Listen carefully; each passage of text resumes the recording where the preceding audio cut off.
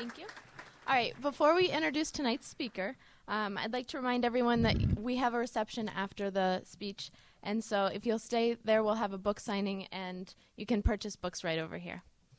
Now it's my honor to welcome back to Iowa State Seymour Hersh, an investigative journalist, author, and regular contributor to The New Yorker on topics of U.S. military operations and national security. He's here on his 4th visit back to Iowa State, and we're thrilled to have him. In 2004, he broke the story of the U.S. military's mistreatment of detainees at Abu Ghraib prison, which he also covered in his book Chain of Command, The Road from 9/11 to Abu Ghraib. His most recent New Yorker report, Defending the Arsenal, questions the security of Pakistan's nuclear weapons. Mr. Hersh has won more than a dozen major journalism prizes, including the Pulitzer Prize for International Reporting and 5 George Polk Awards. He's the winner of the National Book Award for The Price of Power, a study on Henry Kissinger's during the Nixon administration, and a Pulitzer for uncovering the My Lai massacre in Vietnam. His other books include The Sampson Option, Israel's Nuclear Arsenal and America's Foreign Policy, The Dark Side of Camelot, and Against All Enemies, The Gulf War Syndrome. Please join me in welcoming Seymour Hersh.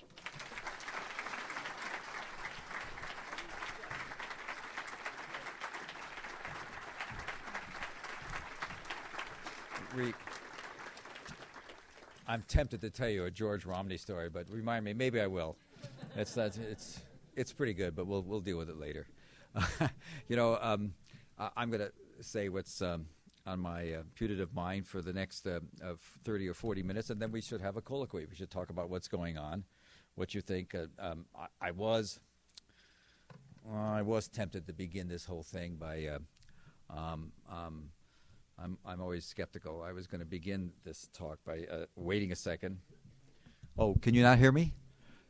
Do you know how many times I've spoken in places, and after I was done, half the people in the crowd came up to me and said, "We didn't hear a word you said." So if you don't hear me, holler. This is the purpose is to hear me. Anyway, I was going to be not smart aleck. I was going to say what I really feel, which I was going to start off by saying, "Oh God, just when we desperately need an angry black man." Obviously, talking about our president, but it isn't fair to him. It's a little quick. Maybe he has a plan. I'm talking about his foreign policy. I know he's immersed in. I know he was the dweebs that preceded him left him with terrible problems, economic problems, jobs problems, obviously collapse of the economy. I'm not sure he did the right thing about it, but that's out of my ken. That's not what I'm interested in. And of course, the foreign policy stuff of which he's been negligent. And I don't know, cowardly, afraid to take on the Pentagon, and take on the establishment. But he's riding it out. He may have a master plan, I'm told by a lot of people. He's got to get his health care done, whatever compromises that come. Changing the paradigm will be useful. And he's got to get jobs going, and it's the economy stupid, all those lines. Meanwhile, let me just tell you quickly. Let me just run through where we are from my point of view, and I'm still very involved. I've had the great fortune, I think it's fortune, I've had 3 people who were inside in the 8 years of Bush-Cheney, including somebody who worked very closely, went to a lot of meetings, and I'm taking some of the stuff that I couldn't do because of obvious protection. We should talk about anonymous sources. You couldn't do anything in my business without an anonymous source, so I'm not sure. It's a complicated issue because it's also a formula for a lot of cheesy reporting that shouldn't be done. You know, we have a bestseller right now that quotes anonymous, speaks about politics, the Halpern book, which says basically, anonymous source told me that Hillary can be really bitchy in the morning. You know, so you have that level of anonymous sources, and there's other things. So it's an open issue, and but not to sound it, but Bush and Cheney really took the Constitution apart.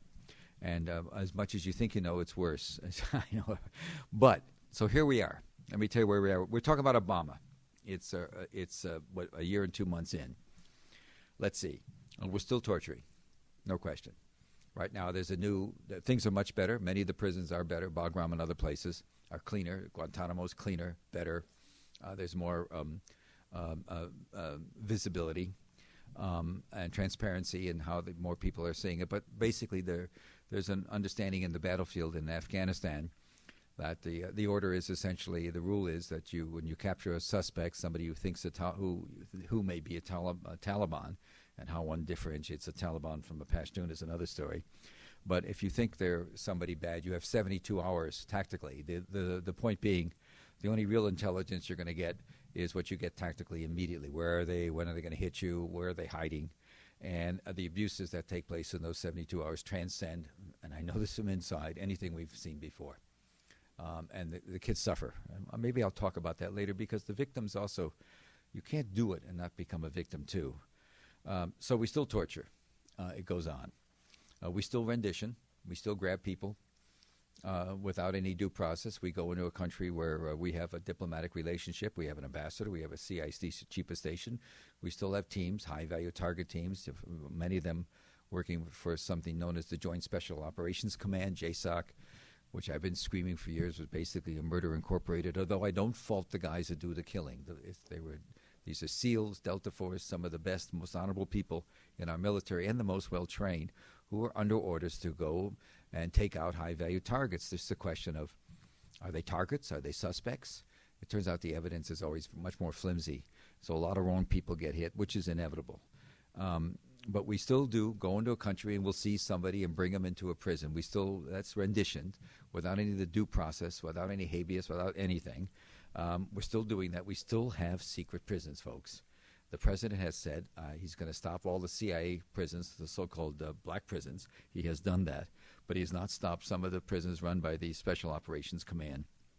And some of them are in places that will absolutely amaze you. There's a couple in Africa. You'd be surprised. They've been going on for years. There are still horrible prisons. They used to call the one in Afghanistan the salt pit, in which basically, again, God only knows. And our Joint Special Operations Command, we have a man running the war in Afghanistan, General McChrystal, who ran the Joint Special Operations Command for Cheney and Bush. He went from colonel to two-star general faster than anybody in history, and ended up in one of the things Cheney did after 5 years of this guy's loyal service. And this guy may be a fine guy, but he's an apparatchik in my eye. He was put into the Joint Chiefs with the understanding at the time. I remember being told this by people in the Army, that the understanding was he would not get a 4th star. Well, he's got his 4th star. He's now running the war in Afghanistan. He's talking an awful lot publicly about we don't want to kill civilians. Meanwhile, we're killing civilians. The Joint Special Operations Command still works at night. They go in unmarked helicopters. Remember the story in December of these children, 10 to 15, that were shackled, about a dozen of them killed. We're doing a lot of stuff, and it turned out they weren't. Taliban operatives, et cetera, et cetera. I don't know what the word winning means, but nothing good is going to come out of Taliban. I'm a newspaper freak, and today in the Washington Post, they published 3 pages of photographs of the dead American boys and women, the dead since September. 3 full pages of pictures of the dead. Those are the ones that we can get photographs for. There were others they didn't get photographs for. And you look at it, and I read the names, and they're 21 and 22, and they're not going to college. They're the Praetorian Guard. They're the guys who are doing the fighting for you. As in the ancient Roman and Greek days, they're the Praetorians. They're the ones who are recruited. And so the noble kids who get to go to college don't have to fight. And so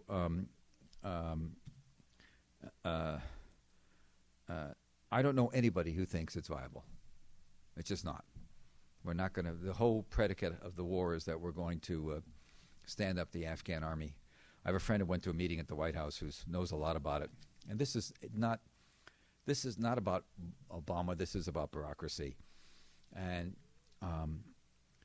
the meeting was about standing up the Afghan army. We think we can increase it from where it is, about 90,000 or 120,000. We want to get up to 170, and that it can be made into some sort of an effective force. And he kept his mouth shut, and finally he was asked by a senior person, this is a very high-level meeting at the White House, what he thought. And this person who was in the room, certainly the most knowledgeable, spent many years in Afghanistan, was a scholar, whereas most of the people in the government, when you get to a high level, Undersecretary of Defense, he gets his information that comes from a 50-page report, it's distilled to a 2-page executive report, and he gets a 2-paragraph summary before meetings. That's the way it works, because they have so much on their plate. And he was asked and stated his opinion, and he said, not a chance. You're out of your mind if you think you can stand up this army. The Pashtuns make up 40% or 42% of the population in Afghanistan, but the army's run by Tajiks and Uzbeks, Uzbekistan and Tajikistan's, who are total bitter enemies. And if we build up the army, the Tajiks and Uzbeks, who traditionally have the senior officer force, will be treated as much as outsiders and occupiers as we are. There's just no way. So what happens to him? He learns the next day that the senior person running the meeting put out a memo describing him as not reliable, and he was disinvited from further meetings. And, bureaucracy at work. That's the way it always is. I mean, it's a couple levels below Obama, but that's what happens when you've got a consensus. Today in the paper, I'm as I say, a newspaper junkie, and the plane coming down here, it took a long time with the fog, I'll tell you that. On the plane coming down here, there was a wonderful quote. It's McChrystal quoted today in the paper, and he's talking about a new operation that's, you got to hand it to us. After 8 years after we allegedly won the war against the Taliban in Afghanistan, in the fall of 2001, we took a village. Yay, great victory, Maja, which isn't even a village. It's just a series of outposts. You don't get the idea it's some sort of centralized city. It's a series of outposts. The Marines did a good job. There were Taliban there. It was a tough job. I'm not arguing against that. I'm just saying, what does it have to do with what's going on in Afghanistan? Not a hell of a lot. And McChrystal was quoted today as they're planning a new operation in Kandahar, a bigger city. He's going to work on the outskirts. And he said, well, this won't be a D-Day. And look, generals this is not World War II. We're not fighting the Nazis. Just somebody explain to me what the national security threat is from the Taliban. Most of the scholarship, Ahmad Rajin and others, there's been a tremendous amount of scholarship from all sides saying that the Taliban in the late 1990s wanted to get rid of Osama bin Laden, who was their guest in Taliban society, Pashtun society. Once you have a guest, you don't kick him out. And the notion that that it's been widely disputed that the Taliban are in some way directly responsible for what OBL did, it's just not a fact.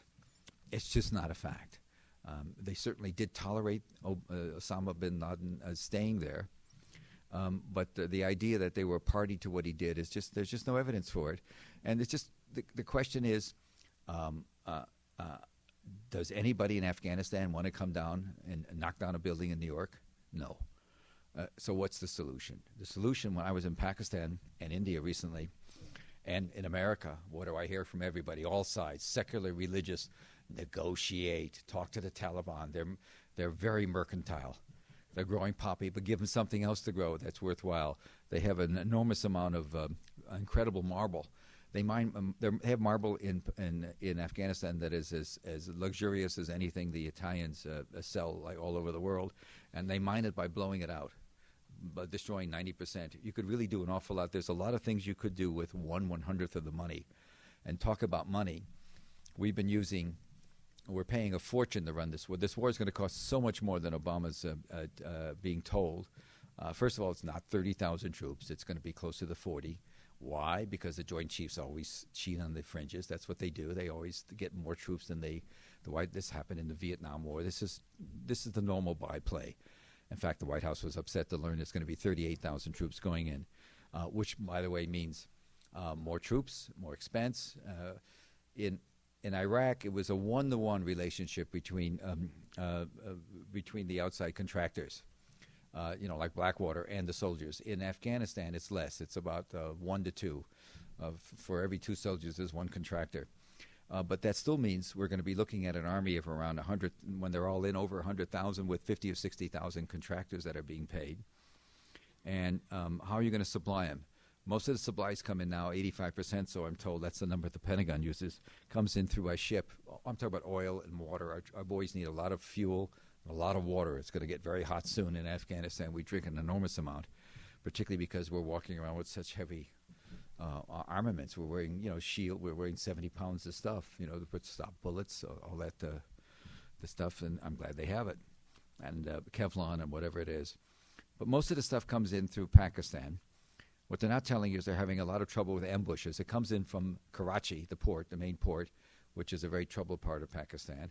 It goes across into Quetta, into Afghanistan, and they're being ambushed a lot more than they want to tell you. We're having our fuel trucks getting blown up. They get offloaded in trucks and are shipped up. Very expensive. One estimate that I've seen, and it's not mine. It was published, an official estimate about a gallon of fuel by the time you add up all the costs, including the cost of getting through all the checkpoints when you have to bribe everybody, all the various warlords. Is about $400 a gallon for fuel, diesel fuel we use in our tanks. But now, because of the troubles we're having, they're beginning to ship. You read about this soon, I'm sure, because I've heard about it in-house. They're beginning to ship from Tallinn, Estonia, 5 days across by rail, and then they're trucking it down from one of the stands, I think it's Uzbekistan, down south into Afghanistan. That's going to raise the cost up enormously. Rail, shipping, all the costs of handling fuel and water. It's a war that's all the estimates mean nothing. They're going to be much more expensive. And again, you start talking about. I talk to people who go to meetings. I talk to 4 stars. I'm long of tooth. I know these people, and some of them are worked at high levels in the Bush administration. And let me go and say again, there's still enormous integrity in our intelligence service and our military. Those guys, the good ones are good. I wish they'd choose to speak out, but I can understand not. You spend 26 years getting to be a 2-star and you want to be a 4-star. You're not going to give it up with some reporter or go public. And you won't win anyway. Fox News will trounce you and beat you up, and you'll lose. You'll lose the public relations battle. You'll be a turncoat if you talk. So nobody talks. Let me get some water. They don't talk about what they know. But one example is the compromising of all our sources. We're going to be adding interpreters because we're adding 30 to 38,000. It's actually, as I say, 38,000 more troops, which means they're going to be in the field. They're going to need interpreters, and in most cases, it's understood that the people that interpret for us first clear it with the Taliban. And the way this is handled in the American government is they say, well, you're right, but this is the Cold War. In the Cold War, we know that the Taliban are clearing the interpreters, so we can feed bad information into them by telling interpreters what we want the Taliban to know. I mean, that's one argument I get to justify this incredible situation in which the Taliban have so much control over our operations. They know what we're doing in advance, and it's just it's painful because boys die because of the information they give, fighting a war that makes no national security sense to the United States. I can get nobody to say to me, what is the danger? Yes, Al-Qaeda per se is a danger. I think Al-Qaeda is very much on the run. There's certainly Sunni fundamentalism all over the place. There's a lot of copycats. There's a lot of people that want to hurt us. I should think nothing wrong with going after people that want to hurt us. I would use due process, but you got to be tough and rigid and find out. I'd get better intelligent. I'd also think about trying to ameliorate the underlying conditions that create people willing to be suicide bombers. And this is long-range stuff in terms of improving education, improving social conditions. This is what we should be thinking about, but we're not. We're thinking very short-term. We've just given the Pakistani government $7.5 billion over 5 years, knowing they're corrupt and knowing very little of that money will get to the schools that need it to get where they have to get to, the education, the overwhelming amount of the masses there that are poor, large families. There's no problem recruiting suicide bombers for the current troubles you're hearing about in Pakistan because the second oldest son will give up his life because he'll be paid enough money by the various groups, the Pakistani Taliban and other fundamentalist groups operating against the government, actually operating against us. And they don't know the Quran, they don't know Arabic, they're Urdu speakers, they're poor, totally uneducated. But by giving up being a suicide bomber, they can be paid enough money so that their other 9 siblings can live another year and have enough food. So that's what drives the market there as much as any religious fundamentalism, just sheer necessity. And we're throwing money. We're throwing $1.5 billion a year in the aid programs in Pakistan. with a government run by a guy we know as Mr. 10%, they call him, the Mr. Zardari. What else can we do? So says the government. Well, I don't know. And you start thinking about how this country's tilting, how we're tilting away, and this is a problem Obama has. We had this sad sack 23-year-old Nigerian kid who gets on a plane over Christmas with a bomb that needs basically an explosion to discharge it. It's a plastique, and you have to really rock it to get going. It's not clear there was enough, despite what you've read from everybody. It's not clear there was enough to destroy the plane, knock it down. Planes are pretty tough. Would have blown his seat apart if he got it off, but he didn't get it off. And this the one whose father called up, this sort of unhappy, probably skitsy kid. I shouldn't say that because I'm not qualified. DSM-3, I don't know anything about it, but this wacko kid. It's a better word than skitsy. This unhappy kid, his parents obviously alienated. I asked a friend of mine who's pretty smart about this business, and I said, tell me about the kid. He said, and Al-Qaeda, he said,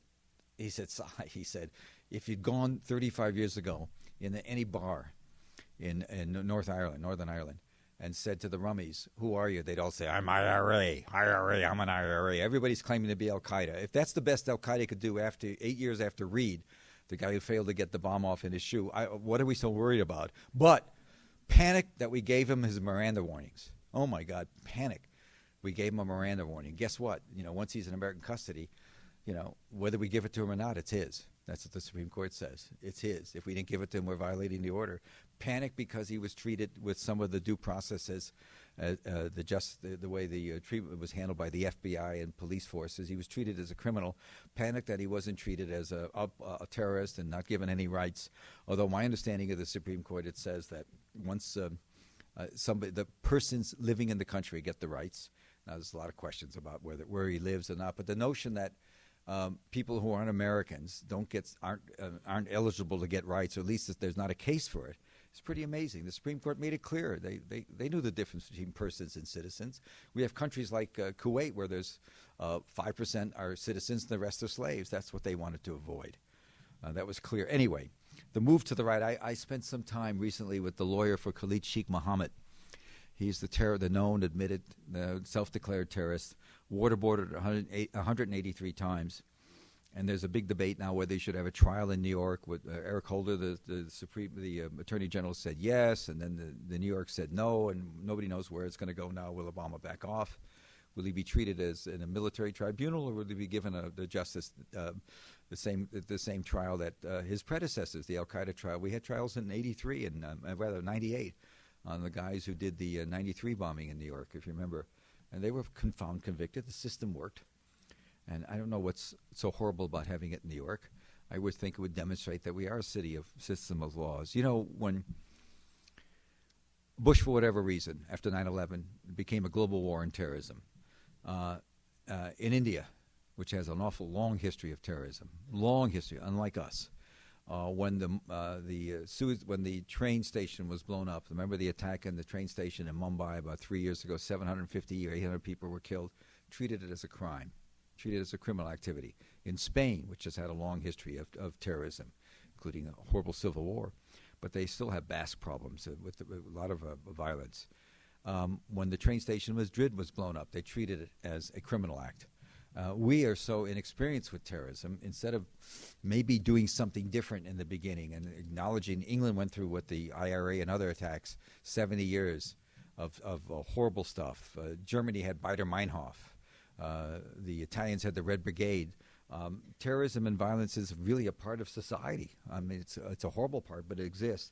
And so one could really look anew at the decision to make it a global war on terrorism. We actually had the President of the United States in his third State of the Union in '93 in January, I think, whatever the date was, 28th. And I'm quoting not from memory. I've read it, but I haven't read it in a couple of months. In early 93, when he was riding high before the Gulf War, when he was busy, he and Cheney and Condoleezza Rice spinning up the Gulf War, spinning up the WMD issue, that mushroom clouds and all that stuff. When, by the way, there was a huge fight inside the government with many agencies saying not a chance there's any weapons of mass destruction, but those people who argued that didn't have very good careers. Again, that's just the same story, only a little more dramatic than the one I told you about the guy saying there's no There's no there in the Afghan buildup.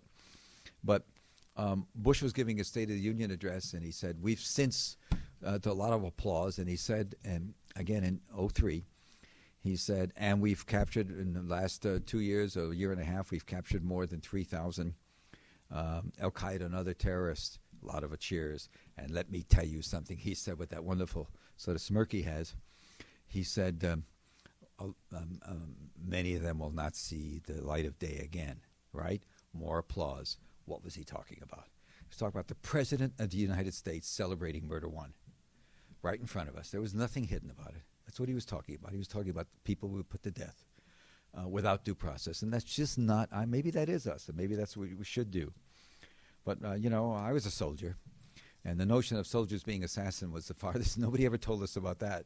And a lot of people I know in the military really recoil at the idea that we have many men in uniform who basically function as assassins. That's not us. Anyway, I go see the lawyer for Khalid Sheikh Mohammed, nice guy named John Nevin. And there's a lot more to the story. 183 waterboards. He can't get into it because there's a lot of classified stuff. It's under seal. But what he did say, it's pretty remarkable where America has gone. Normally, 20 years ago, this kind of torture on a prisoner, on somebody coming into a courtroom, the judge would be so offended at the abuse.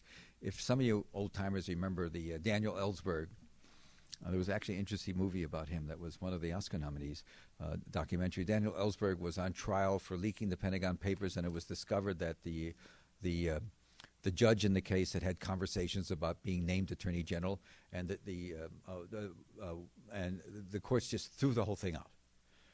Dan was free. It was such malfeasance by the government, and the notion that 100, and he was just commenting, 183 waterboardings would normally be considered, so far over the top that this guy, don't even bring him into this courtroom. But there's no chance it's going to happen. He's going to be tried and found guilty, and the issue is, will they commit him to death or not? That's going to be the fight. He wants to die. He wants to be a martyr, but that's not the issue. The issue is how far we've moved in the last 10, 12 years, how far we've moved. You could argue this about Israel. Some of you might remember Shabra and Shatila, the two famous refugee camps that were killed. There was a wonderful movie, Waltzing with Bashir, about it. And when it became known that the Israelis were deeply involved in this horrible massacre in these two camps in southern Beirut in Lebanon, 400,000 Israelis demonstrated against that action in Tel Aviv. I can't imagine 400 people demonstrating against anything like that. We've moved to the right collectively. Things are much tougher. There was a spate of newspaper stories the other day, George Mitchell, the president's envoy, declaring that after 2 decades of direct talks, hooray, we're going to have indirect talks. We're going backwards, but that's celebrated as a big success. That's where we've gone. And maybe Obama's got a plan for that too, but it's going backwards. It's going backwards everywhere. And this war is going backwards. Now, let me just run you through the war quickly. I'm not into SM, so I'm sorry if it's, you can just go away if you can't stand it. But, I'm not trying to torture you. Forget about anything happening in Iran that's going to make sense. The Green Movement is not going to make it. The government's in total control. The movement's sort of breaking up. Anyway, it was always an Islamic movement against the mullahs, different creed, of a more democratic creed of Islamists. And got infiltrated by secular, the MEK, the Khalq. I'm getting a little arcane here, but some of the secular movements that were financed by us at one time, anti-Iranian operations, began to interweave, and the opposition got terribly divided between secular and religious, and it sort of busted up. And it's not there. The last demonstration had 1/100th of what the Western press would led you to think would be 1/50th anyway. Very few. It's over. They're in power. Do they secretly want to make a nuke? Well, Dick Cheney. I wrote about this for years in the New Yorker about the secret efforts. We had our troops in there undercover since 04, 05, 06, 07, doing all kinds of things, trying to find out if. Cheney had this notion. He must have seen the Woody Allen movie Bananas. If you remember the movie, there's little guys running underground, little robots making things. He had a belief that there was somewhere was a secret base where they were turning out warheads, nuclear warheads. We never found it. So either they're tremendous at disguising what they do, or what they were told to the IAEA The International Atomic Energy Agency has all of their works under camera, under observance. Their members. There's, despite what you read, and my old newspaper, the New York Times, sort of campaigning pretty vigorously against Iran now, but there's still no evidence that they have a weaponized system. Yes, they may want to. Yes, they may do it. We just don't have the evidence. And the last go-around was, and we're pretty sure they're having trouble enriching. They can enrich to 3.7%. This is all from the International Atomic Energy Agency reports, which nobody, a lot of people don't read because they're desiccated and they're long and full of qualification. But basically, the position is that they've had trouble enriching. As smart as they are, as gifted as they are, and technically and everything, and computers, they were computer whizzes, the Iranians. They haven't been able to solve problems. They've got contamination in the process that they can't resolve. So I understand. Anyway, so the deal was that they were going to ship their natural uranium. We call it yellow cake uranium that can be processed into weapons grade if you can do it with centrifuges.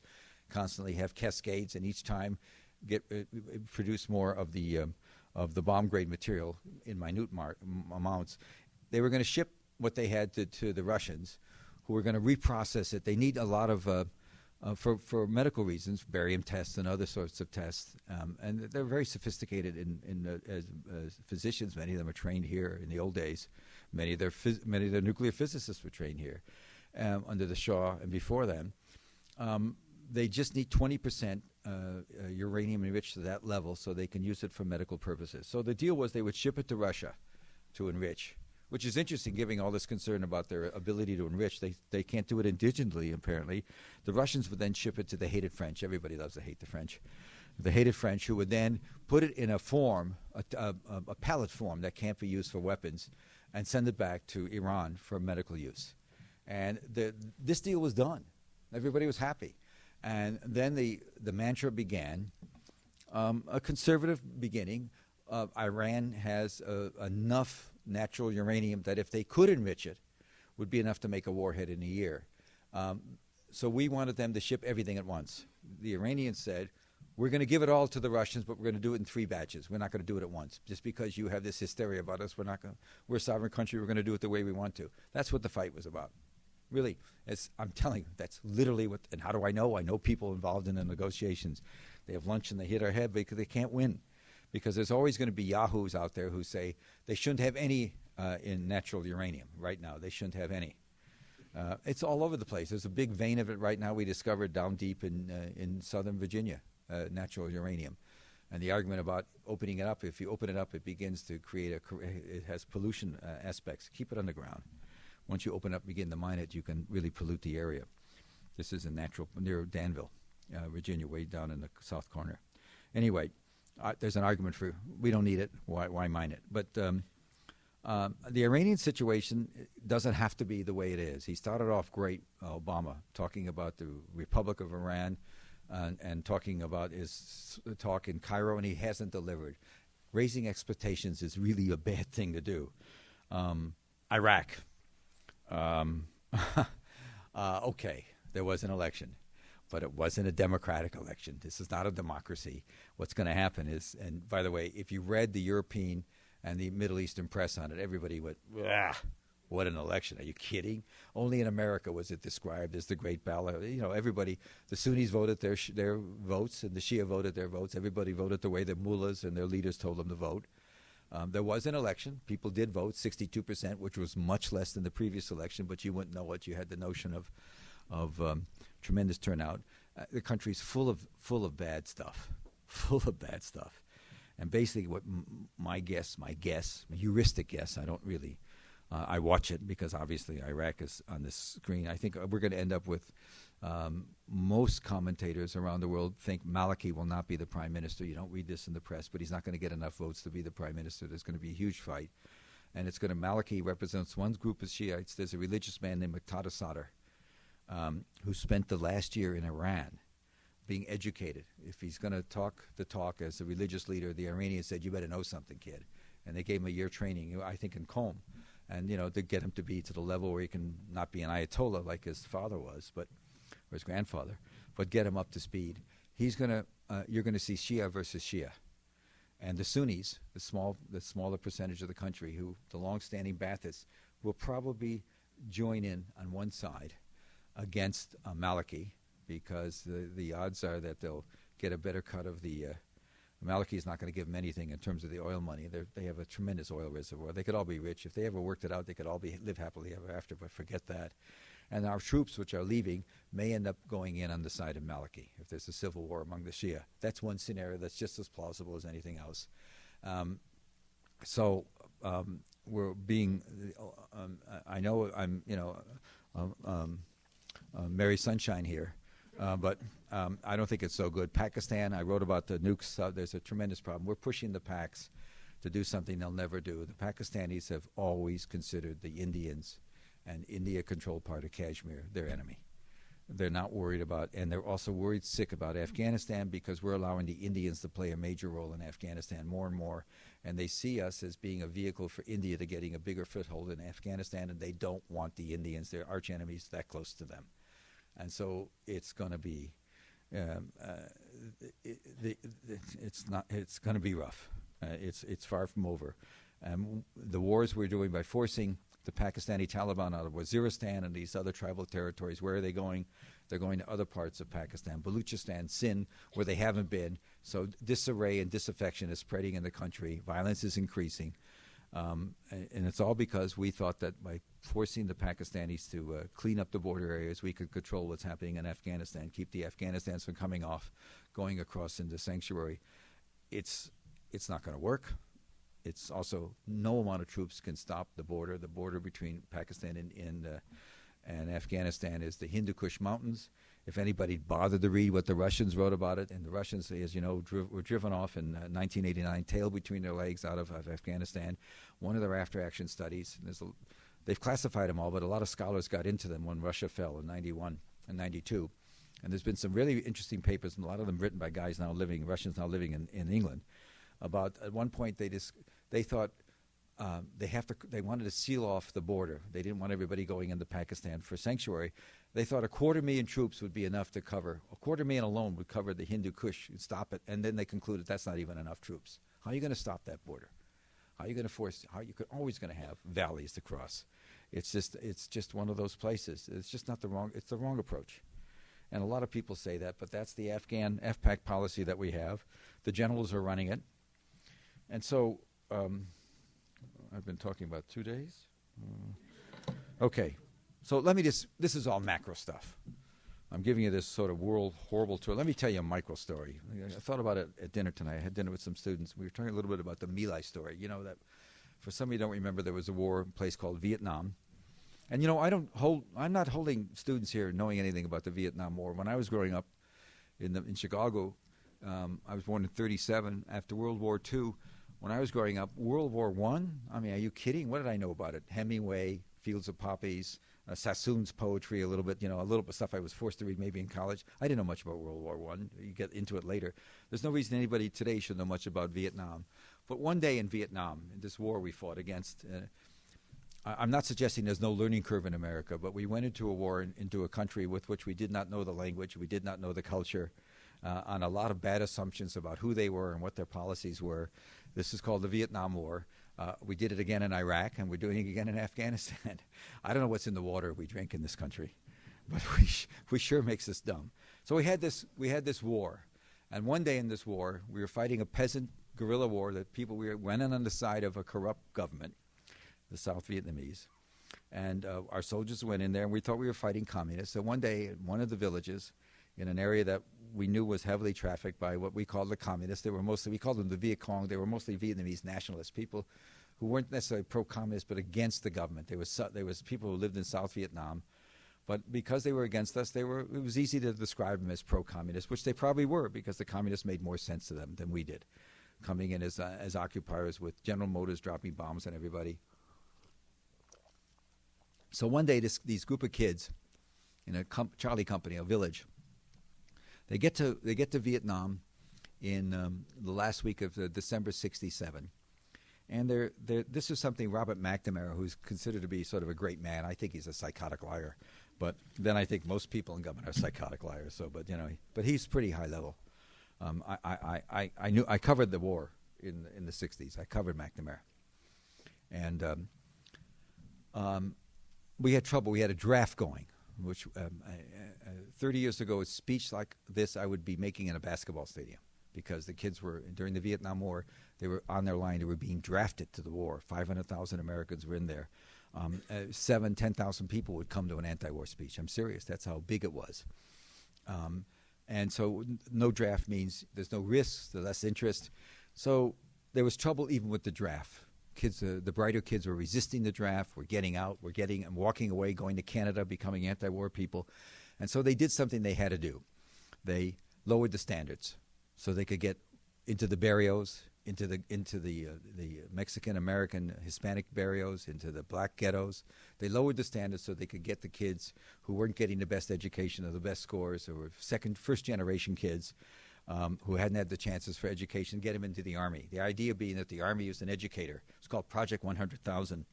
In '68, I went to work for a guy named Eugene McCarthy, running against his own president for the Democratic nomination, on the quaint notion that the war in Vietnam was immoral, a word you never hear. Morality has nothing to do with what we do. There's nothing we've done in Vietnam and Iraq that's immoral. And destroying a country is not immoral. Morality is nothing. We have no moral obligation to anybody. We're just going to get out, and let's see what happens. Anyway, so he ran, and McCarthy used to talk about this project as the goal of the project was to change the color of the corpses. So this group comes in. It's largely a Project 100,000 group, uneducated farm kids. In this case, many of them from the Middle West, in small cities. They get to Vietnam. They get signed up to a hard area, and they're in the field. They're slugging it out. The guys with more education are typing or in Saigon headquarters. These guys are out in the field and looking for the enemy, looking for the commies, the Viet Cong. And in 10 weeks of marching around, they lose about 20%. They're a company of about 90. They lose about 18 or 19 people, some shooting by just snipers, some fall into booby pits. There were pits with bungee sticks. Some get blown up by mines, just like we still get blown up in Vietnam. And the worst, bouncing betties, they call them, because they get you in the groin area, the most terrifying thing in the world, which is our soldiers are facing right now, the mines, the bombs they have. Every step you take in Afghanistan, you just don't know what's going to happen. It's full of mines that the Taliban have left. And it's also a total danger for the areas we do attack and then leave, because those areas are full of mines that the citizens find. One of the consequences of war always. And so they eventually, I wrote books about this stuff. I wrote stories about this massacre. They eventually get to the point where they want payback, but there's nobody to pay back to, so they start beating up people in villages. And in the middle of March, after 2.5 months there, and enraged, war is about, you fight wars, it turns out, for your buddies. You don't fight for the flag. You fight because your buddy, the guy you bunked with, gets shot or gets wounded, gets killed, and you want to pay back. You want to revenge his death. And so there was a tremendous sense of anger, and they're told one night on the 15th of March, you're going to meet the enemy tomorrow for the first time, the Viet Cong. You're going to meet the enemy, a North Vietnamese battalion, the 348, I think it was. You're going to see guys in uniform for the first time. They've seen nobody. All they see is nobody. They don't see the enemy. They haven't seen it in 10 weeks. So they do what the kids did then in that war. They toked it up. And the officers and the senior sergeants drank it up. But by God, at 3:45, 4 o'clock in the morning, they got up. And in the name of all of us, they went on choppers and they went to kill the bad guys. They get to this village, 555. That's how many bodies they dug up later. They find no soldiers, but they find 555 old men, old women, children, and they execute them. It takes hours. It's a whole day, and eventually, a year and a half later, I found out about it. But I wrote stories about it, but that's not what I'm talking about. They execute them. They put them in 3 ditches. And at one point, there was an infamous Lieutenant Calley who became sort of the GOAT, the known person. But there were 6 lieutenants there directing shooting. But Calley was the one that became famous. Calley's directing his soldiers. At one point, they put groups of villagers, many of them mothers with children, in 3 large piles, 3 large ditches. There were ditches, irrigation ditches in the village. And the soldiers were ordered to shoot, and some did. There was a young man named Paul Meadlow from a town called New Goshen, Indiana, on the Wabash River, close to where Larry Bird grew up, French Lick. Deep Ku Klux Klan land, really very conservative. So Meadlow's told by Calley, shoot him. and he's got a M1. It's a semi-automatic. You hold the trigger. It's a great. I mean, it's been around forever. Really solid. Doesn't lock up. I think it takes 16 or 20 clips at a time. You could just keep the figure. You can just shoot 20, a clip of 20, put another clip in, and he's shooting into the ditch, and he's shooting, and Callie's saying you should do it, and eventually some of the other people. I ended up talking to 60 of the kids over the next year after I learned about this, from 69 to 70, who were at that village, and the statistics are too vague to be meaningless, but there's no question a significant percentage of the Mexican American, Hispanic, and black kids did not shoot to kill. They all fired, but they didn't want Whitey to see them not firing, because Whitey would put a bullet in them. They fired high. Many of them told me that independently from one part of the city. Oh, I shot, but that wasn't if whatever Oreos, whatever they call Wolfe, whatever they call the slang for the white guy was. If they want to go ahead and do it, it's their war. It wasn't mine. And many of them wore arm patches. But so these are rural white kids did the killing. And so when it was over, at one point they stopped and had lunch next to the ditches. Somebody photographed all this. Later sold the photos for a ton of money to Life magazine after the story got out, but hadn't thought about selling it until then or doing anything about it. Just thought it was another day in the war. They heard a keening, a noise, and it turned out some mother at the bottom of the pit had put a 2 or 3-year-old boy under her stomach in such a way that the bullets didn't get to him. Everybody else was killed, and he's crawling up, and he gets to the top full of other people's blood, and he starts running down, in the village along a path. And Lieutenant Callie says to Paul Meadlow, his most willing shooter, plug him. This is all from court testimony. Actually, was the same as they told me in real time long before they got to court. I wrote about all this. And Meadlow couldn't do it. Somehow won. So Callie, with this great act of bravado, he had officers then had a smaller rifle called a carbine. He ran up behind the kid and plugged him, shot him in the back of the head. Big day. So the next day they go off. They finish that day. There's a whole series of fake investigations later, but that doesn't take place for a couple more days. Everybody knew what happened right away. Everybody knew, but of course nobody talked. It was just overwhelming, and nobody talked for a year and a half. So the next day they're marching a couple of kilometers away, a mile and a half away, a mile and 0.2. They're marching on the next day. They go that night and they bivouac, and they get up the next morning and they're marching on another march, going to go somewhere else. And Paul Meadlow steps on a landmine, and his foot is blown off to his knee. And they call in a chopper. And while Meadlow wasn't much of a talker, and while he's waiting, he starts uttering what amounts to an oath.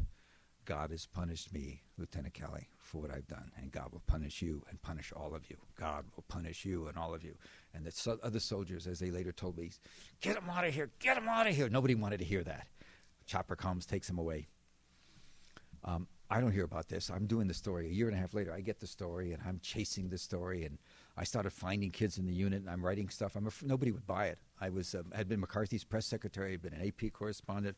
I'd written for the New York Times magazine lead stories, and for the Life, I had a big piece in Life magazine. I'd written a book, doing a second book when I heard about the story, and I began to write stuff, and it was going all over the world. This is long before internet. I wrote stories. We syndicated them to 35 papers. We offered them 50 papers, and a lot of them led with it. And it was clearly, I had a document. It was the story was real. And by the second week, I did a story the second week, and all the papers in the world were buying it. I was making money, and then after seeing 5 or 6 kids in the unit, I was just running around. Somebody told me about Paul Meadlow, and I went back to all the other kids I talked to and said, "Do you know?" Oh, of course, it was all repressed memory. Everybody remembered everything about it, but they hadn't told me. It was one of those days. So I go looking for Meadlow, Meadlo. This is long before Google search. I knew how to spell the name. I knew it was from Indiana. And so I go. I'm in Salt Lake City, I remember. And this is long before you had to pay 50 cents to make a information call. I'm in an airport late at night. I remember, not as much snow as here, but snow, and I'm calling every local phone exchange I can in the state. Eventually, I get down below Terre Haute, which is below Indianapolis, and I get to the New Goshen, I guess, or wherever the city is, and there's a Meadlow there, Meadlo. It's I knew I'd get it because the spelling was so unique, Mead, and I had a company roster. I had his name, so I call up and it was late, but it was late. I wake up probably wake her up. It was dark anyway in Salt Lake. And I get this southern woman, the southern voice, sounds like a 70-year-old woman.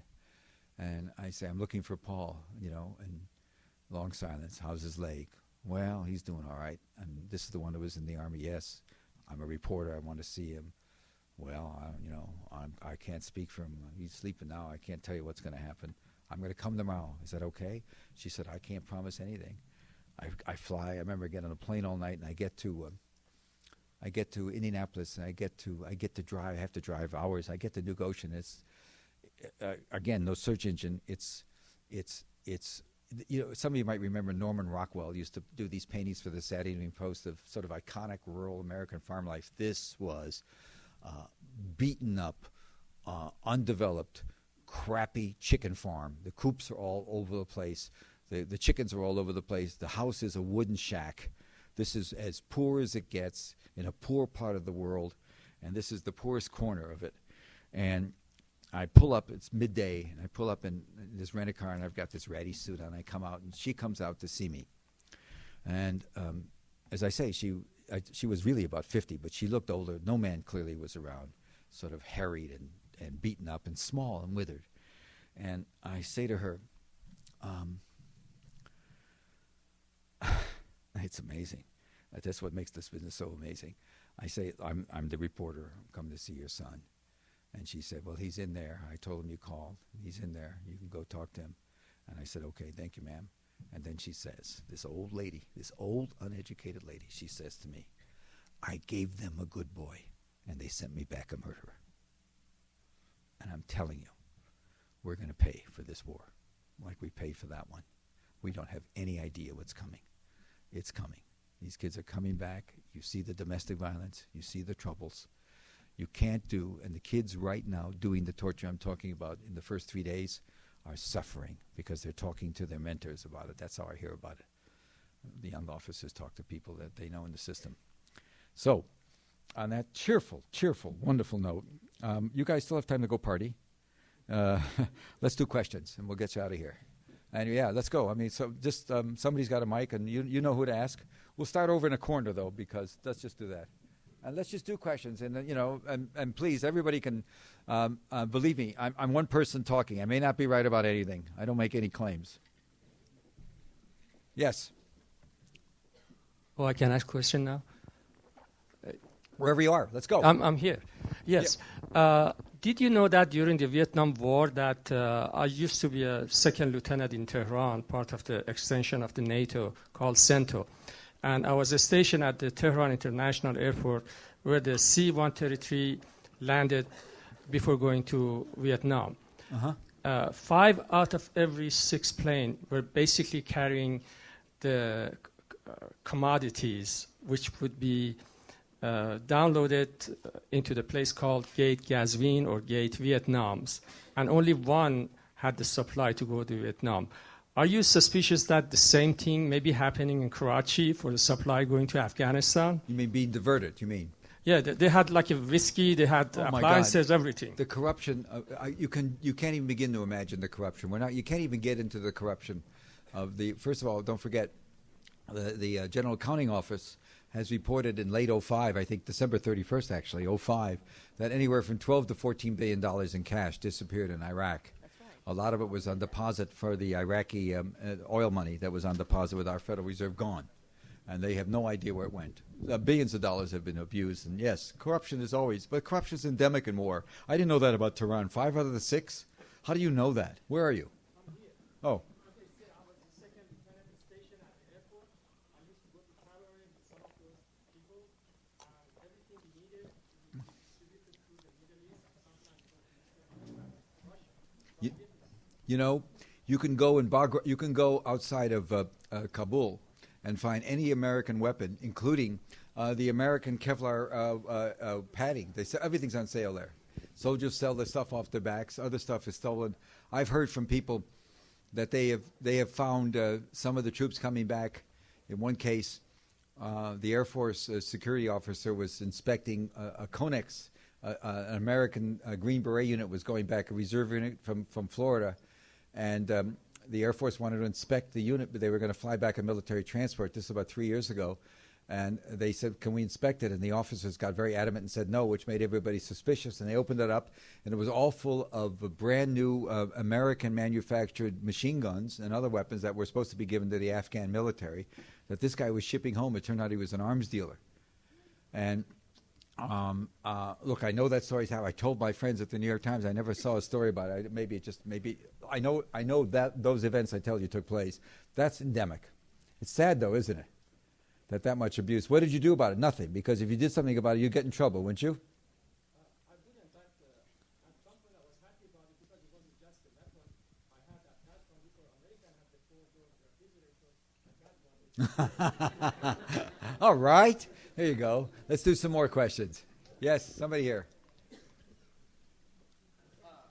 Hear all the well, there we go. I always hear all the time why can't we leave Iraq and Afghanistan is because if we left, then we'd leave it in turmoil, and we're there for moral reasons, and we couldn't just leave, otherwise things would get nasty. What would you say to someone who said that? Well, things are pretty nasty now. I don't think our presence in Iraq. Look, I don't know what's going to happen in Iraq. I'm for getting out. It's going to be a bloodbath, whether we're there or not. And I just think it's and how much are we responsible because we overthrew Saddam? And all of you who think that it's great that Saddam's gone, the only problem is, yes, in one sense it is great. In another sense is, look what happened. Is the country better off? I don't think so. I mean, that country is so battered. So, look, that's just an argument that, it's Colin Powell, the former Secretary of State and four-star general, said, if you break it, you got to fix it. I don't think it's fixable. I don't think there's much we can do. Do we have a moral obligation to spend billions of dollars and make billions of dollars in commitments just imagine what it's like in Iraq in the last 6 years if you're a young kid growing up. In the last 7 years. It's 7 years the war started. 7 years ago this month. Later this month we started bombing. Just imagine what it's like growing up in that sort of insane atmosphere. What kind of people, what kind of next generation of young people are going to be, what kind of attitudes they're going to have, no education. It's a country, I don't want to disabuse you, but those cultures have been there long before ours. And so I just find it, look, it's horrible. We go in and we mess around. There is a way out in Afghanistan. Let's negotiate. But we've made Mullah Omar, the one-eyed guy that leads the Taliban, we've made him a Hitler publicly.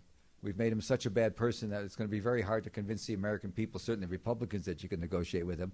What you hear from everybody in Europe, in the Middle East and in Asia is you got to talk to the guy. It's the only guy that can make a peace. And if you make a peace, he'll deliver on it.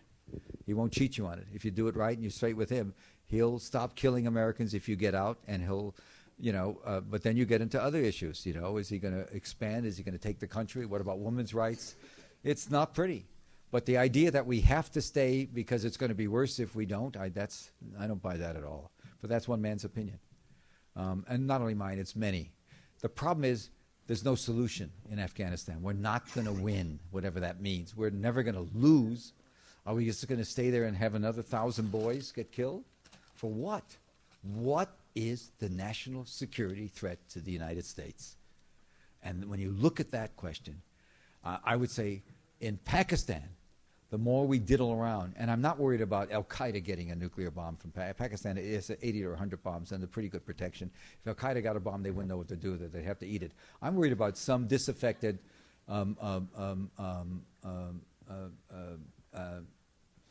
Pakistani soldiers. The Pakistan military is getting radicalized. Many of the soldiers there, including many generals, believe in the caliphate. They are Islamists and are willing to be active Islamists. If some of those people ever got their hands on a weapon who knew how to use it, they wouldn't throw it at America. That's the last place they care about. They throw it at India. And so you do have a problem. And you have a serious problem. We've only exacerbated it. We've made it worse. And I don't know what's going to happen. All I know is that Obama hasn't changed the dynamics of the thinking. I know he knows better because he's the smartest president we've had. Since probably Kennedy was smart, Lincoln certainly was smart. He's in that category. He knows, I haven't sat down and talked to him, but I know a lot of people have spent a lot of time with him on these issues, even now currently. He's good. He understands issues. He reads, some of you saw him at the all-day health thing. He knew the intricacies of the health bill. a very complicated piece of legislation. I mean, can you imagine a previous president having that deal? Bill Clinton could have, maybe, perhaps, but certainly not George Bush. Yes, back there. Oh. Well, go ahead. If somebody has a question, go ahead. Yes, sir. Yes. Michael Gillespie with Washington Report on Middle East Affairs. Mr. Hirsch, welcome to Iowa. And if you don't mind, I have a question that's sort of local. Local question. Yes. There was an assassination in Dubai a couple of months ago, and it came out in the news last week that the assassins apparently, there's a lot of stuff in the news saying they were it was a Mossad assassination team. They killed the Hamas. That's what Dubai said. Yes, of course. Right. It turns out they were traveling on using MasterCards that were issued by a bank here in Iowa. Ah. And two of them apparently entered the United States after they left Dubai. Right. Traveling on these fraudulent passports. Right. And it just seemed kind of curious to me. I thought we had better passport control since 9/11, and here these guys are able to come into the country. Just wondered if you'd heard about that, if you had any comments. I read about it. All I can tell you is that, look, the real problem is that there's no system that can't be beat. And one of the reasons you're so worried about a country like Pakistan is, for example, in England, there are so many second-generation Pakistanis who are now UK citizens, who have every right to travel to America anytime they want. Who are, who for all we know, they could be tied up. They could be people who have some ties to some of the radical groups. So there's the notion that you can keep people out is ludicrous. It just can't happen. You can make it better. You can make the other guys more sophisticated. We still don't know enough about the 19 who brought down the World Trade Center and the other buildings, the Pentagon, and the 4 or 5 guys in the plane that crashed. We don't know enough about how they operated. We don't know everything there is to know about that. So there's no guarantee. We all know, the problems you have with the transportation safety. The guys, the TSA guys, thousands standing around was the old joke, and so. We all know the difficulties of this kind of security. It's not going to happen. You can't be foolproof. So one way to deal with it is, instead of having these fantasies that we can be foolproof, is to be more realistic and say, here you have, everybody says, if there's another major attack before, let's say, the elections this fall, Obama's done. That's a crazy position to put any political leader in. Anything can happen. And we have to be more inert. Terrorism is simply going to be part of life. And there's horrible cycles in the Islamic and the Muslim world where the crazies take over. I mean, there's been cycles. You go back thousands of years when there's been extreme groups, extreme craziness. We're simply going to have to exist. What Bush and Cheney did is they decided it's us against them. And that's not going to work either. A, there's too many of them. And secondly, that's just not going to work. It's just not going to work. Among other things, the Muslims and Americans were severely attacked and mistreated. And what a country we were. If you talk to the Muslims in America position was, you come to America, you can live anywhere you want, you can practice your religion, nobody in America cares as long as you pay your taxes, keep the house clean. If you got a young boy, he's probably great in soccer, they'd love to have him on the high school soccer team.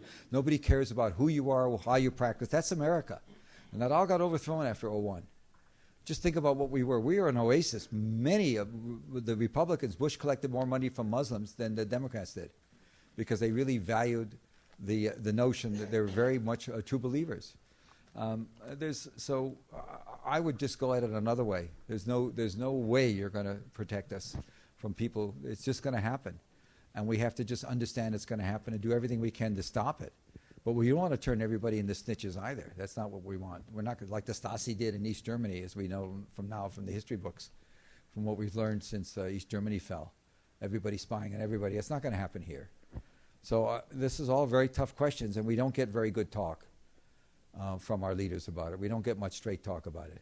What we get is this myth we can be protected. Well, we can't. Everybody deals with the government. You know how impossible it is to deal with the government. I mean, my God. So let's go on. I don't mean to be too negative about it, because you certainly can improve conditions. But I'm telling you right now, we really don't know what the 19 did. We don't know even today. And that's one of the jury truths. 15 of them were were Saudis. Yes. I was wondering about the Israeli settlements that are being Right. put up, and do you think there's any chance of Obama actually standing up to them and making them stop, or is he just going to there's some keep talk waving his finger and hope they listen? Beyond the settlements, and I'll talk about that in a second, you've got about 500,000 refugees living in Palestinian refugees still living in camps in Lebanon, a lesser number living in camps in Damascus. You've got 1.5 million refugees from the 1948 war, and nobody's thought seriously about any resettlement of them. I was in Lebanon and I saw I saw one of a man named Marcel Aoun, who was a former commander who recently ran for public office, and he had an idea. Let's start getting countries to start taking some of the refugees, or the Palestinians. Maybe Canada can take 30,000. Let's start getting them out of these camps and getting them around the world. I hadn't heard anybody with an idea about it. There's second and third generations in these camps. You got 1.5 million people living in these camps that have no rights. They have more rights in Damascus, by the way, in Syria than they do in Lebanon. They're citizens. They have a lot of more rights than they do in Lebanon. Lebanon, the camps there. I think one possibility is you're never going to get rid of the Israeli settlements. That's not going to be a stand-up. What you can do is trade that land on land that should be part of the West Bank for parts of Israel. You can do a land exchange. And that's something that's down under. In other words, you can give back if you want to keep some land that some of the settlement lands where there's hundreds of thousands, not that many, but a few 100,000 anyway, Israelis living on lands they don't own. You can make a trade, a land trade. That might be one way to start dealing about it. I think there are many Palestinians who would deal with that. But right now, Israel's got it made. They've got Hamas and Fatah separated, so we have nobody to negotiate with. If you have, the West Bank and Gaza don't talk to each other. They're at war with each other. That's what Israel wants, and they've done a great job from their point of view. This is great. There's nobody to talk to about a real permanent settlement, and Obama is not changing that. He's not dealing with that, and it just may be, as I said at the beginning, he may have an agenda. He wants to do domestic, but right now his timetable is pretty lousy. He thinks he's going to get out of Iraq without trouble. He could end up in a real mess in Iraq. A blazing civil war. We're not even talking about what the Turks might do to the Kurds if the Kurds decide to declare independence. The Turks would come in and eat them up. You could have a blazing civil war and a war between Turkey and Kurdistan. The Turks don't recognize anything called Kurdistan. Kurdistan? There's no Kurdistan, they say, the Turks. They're very tough about it. And so he could go into the election. The only way this guy is going to win re-election is if he decides he's a one-term president. That's the only way he's going to do it. If he decides today I'm going to be a one-term president, I'm going to do everything I can now, and go down and lose big, he might just get a second term. But the way he's going, he's not going to. That's my personal opinion. That's what I would advise him to do, and I'd be out the door in 2 minutes. Yes, ma'am. Oh, you better get a mic. They're taping this. Oh, I'll after this gentleman. Yes, sir. Knowing that the history of America, we kind of demonize a group of people and attack them and kill them and extinguish them. You mean like the Indians? Is that what you're talking about? I mean, there are a lot of right now. It's a time of Muslims and Islam. Okay, right. That's what is being the slogan nowadays. So, being a Muslim, I would like to say Muslims love Americans as much as anybody else. So, I love everybody here in this room as much as anybody else loves. But we people have to realize that we are not different from you guys. We are similar blood. We have same human values. But having said that, how do we educate the masses to say, okay, we have to stand up against the injustice against any human being, regardless of whether it's a Christian, a Muslim, American, non-American? How do we stop these things? That's the only question I have. Well, you don't do it by singing Kumbaya. I mean, you don't do that. You do it by getting a leader who I think shares your values. I think he would. We have a man who does know. This is a man who grew up for a couple of years in Indonesia, and he went back. When he went back to Indonesia as a senator, he talked about understanding the various Wahhabism, the various different sects of radical Wahhabism of the radical Sunni world. He does understand it. He understands the differences, and look, we had a president before that, George Bush. God knows what he understood. No, I'm serious. This guy does understand it. I think he probably shares your values. How can we get him to articulate what you're saying, or at least that point of view? That's going to be something, and it could be he will. I mean, I just worry that he's in trouble. Let's go. There was a woman who asked a question. Yes, right here. Yes, would you? Right here. Okay. A young woman. Thank you very much. I would like to go back to your micro example and ask you if you actually did talk with Paul Meadlow and what your conversation was. Sure. I'll tell you what I did. I went in there and I said, "Show me your stump." And he took off his leg and showed me his stump. Asked him about it. I knew something about war, and I knew something about, I covered it. I was there. And I said, "What happened?" And he began, it was as simple as this. He said, "Kelly told me to start shooting, and I just shot and shot and shot and shot." I'll tell you what the mother meant. As long as you ask that question. She really wasn't making a philosophical statement about the war, as I initially thought. What happened is he'd gone into the Army under this Project 100,000 when he was about, he's entitled to some privacy too, but here we go. He'd gone in at 16 or 17, and he'd been married, like a lot of people in his area. He got married young. And when he got home, he was in a hospital for months recovering from his injury. By the way, many years later, I gave a speech somewhere, and somebody came up to me and said I was in the bed next to this guy. And he didn't speak I was there for 5 or 6 weeks while he got his leg fitted. Maybe it's longer. I don't remember. Maybe it's more than a few months. He never said a word. He was completely comatose. When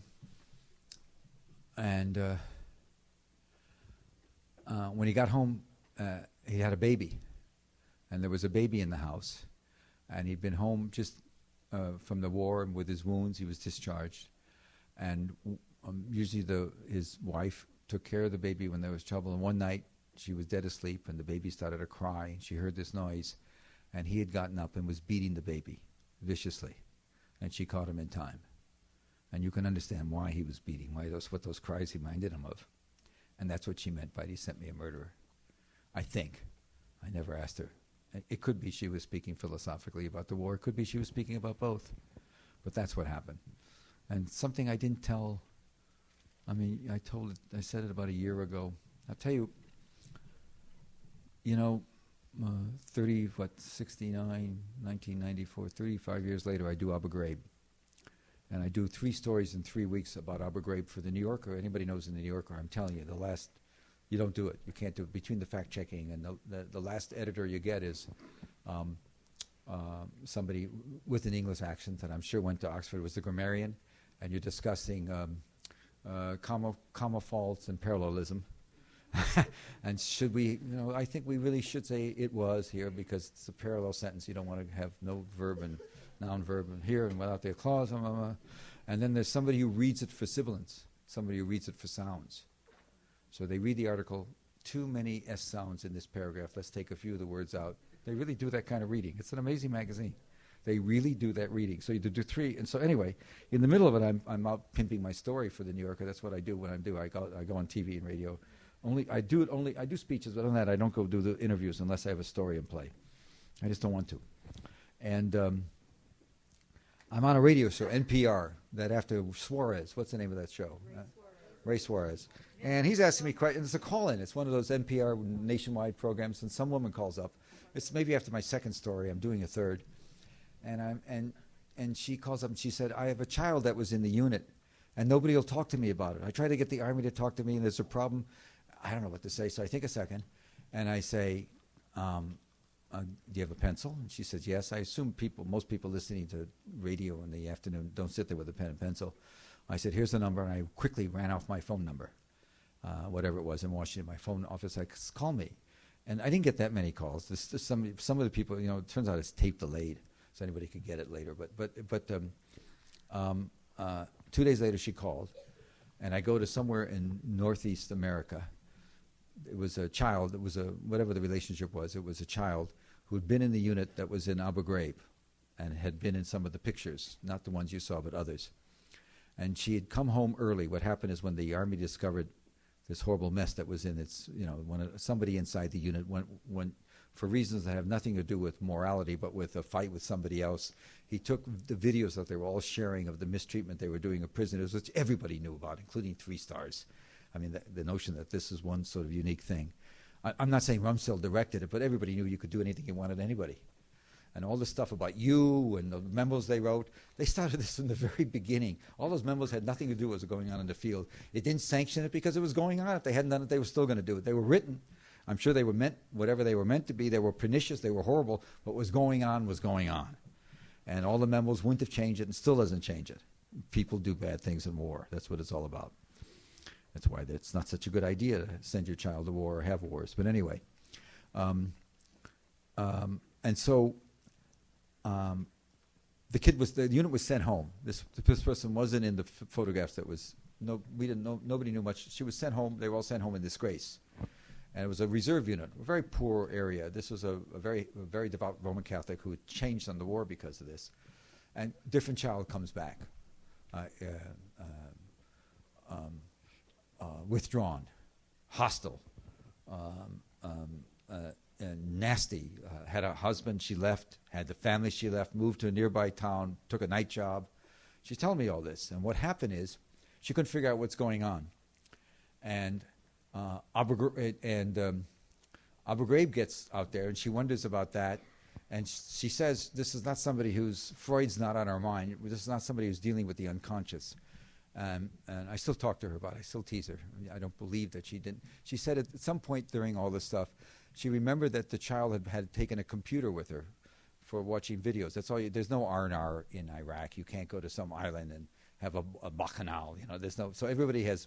They all have. It turns out all the kids who can afford it have to watch DVDs and play games. That's all they do because that's the only fun they can have outside of torturing prisoners. I gather at Abu Ghraib. Anyway, and so. She decided she was going to take it as a second computer to her office. This woman is in the sales business. And she went to delete files, and there's a file marked Iraq.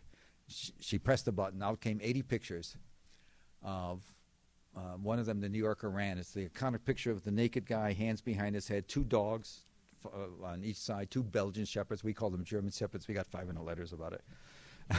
No, more than a few, though. I still hear from one of the guys. He wants you to come look at his Belgian shepherds. Anyway, he can't even put his hands where he wants to protect it. Anyway, but in the sequence that she saw that we didn't publish for a lot of reasons, most of them are valid. I fought with editors, but I think in balance they were right. How much do you shame? How much do you shame? This is a society in the Middle East that's run on shame. We operate on guilt. They run on shame. How much do you shame them? The dog bit the man, one of them in a bad place, in his groin. Blood was all over. And the last picture in the sequence is one of the soldiers with gloves on trying to sew it up with the needle and thread, some of the injuries. It's an unbelievable sequence of photographs. It's worth, at this point, Abu Ghraib is so big, it's worth all the money she wants. She wants me to have it. She gives it to me. And we publish it. She wants nothing else. I protect her. I don't say I'm not even fuzzing the relationship. The picture is real. And it goes on, just another day in the life of the war. And about 6 or 8 months later, I'm in that area speaking, and I call her up and let's have dinner. We go have dinner before maybe it's just maybe it's lunch or something, because usually I don't get time for dinner. But we have a meal that day, the day I'm in the area, and she tells me the following thing. She said, "There's something I didn't tell you." She said, when the child came back, it was withdrawn, but there was something else the child did. She began to get tattooed. She was a very beautiful girl, she said, like any, whether she was or not is not the issue, but she was a very beautiful girl. And she began to get tattooed, and she got tattoos on her arms, her legs, her trunk, up to her neck. And then she said, just like that old woman, one of those great lines, it was as if she wanted to change her skin. So there you go. 35 years later, you got the same story, the same trauma. I think we ought to end it here before you all weep and despair. Goodbye. Okay. Thank you so much for joining us. Okay. We'll go over here. Thank you all for staying. We'll be having a book signing right over here. Thank you. Drink a lot of water.